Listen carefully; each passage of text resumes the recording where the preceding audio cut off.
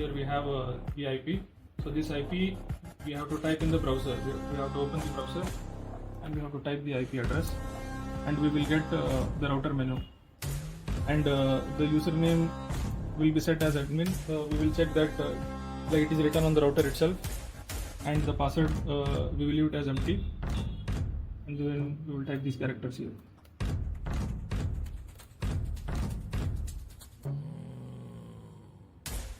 Okay.